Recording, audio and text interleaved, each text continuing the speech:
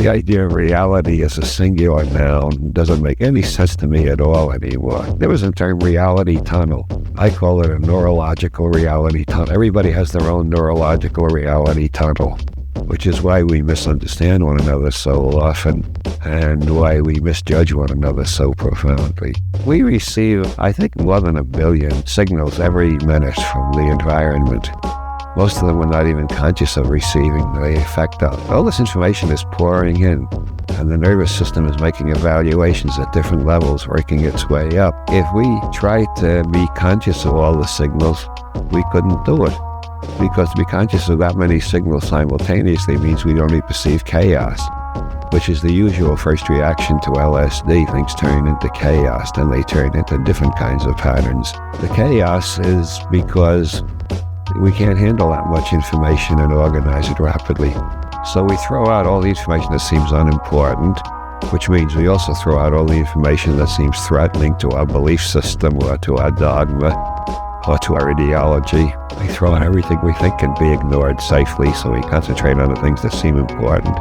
And our brain constructs a model out of all the information coming up from the rest of the nervous system, and we project the model outward and consider it reality. It's not reality, it's our reality tunnel.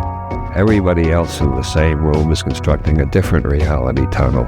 I've done this experiment hundreds of times where I get the whole audience to describe the hall outside the seminar room. I never have had a case yet in hundreds of experiments where 2 people describe the hall exactly the same. The differences are sometimes astonishing.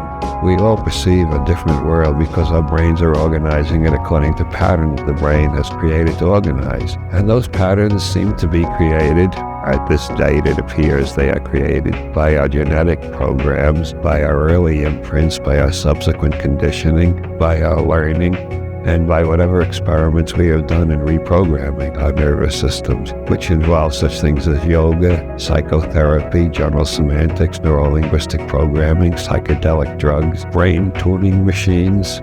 And every time we reprogram our nervous system, our reality tunnel should change a little. If it doesn't, we haven't learned anything through that experiment, and it was wasted time. If our reality tunnel changes a little, then we have to spend a lot of time in the next couple of years checking our new reality tunnel and see if we can communicate it well enough to others that we don't get locked up as raving maniacs. If we don't get locked up as raving maniacs, then you can consider your new reality tunnel possibly just as good as your old one and maybe more accurate in some ways. It's traditionally been part of alchemy for a couple of thousand years, both East and West. The multiplication of the first matter really means changing your nervous system from inside, what John Lilly calls meta-programming.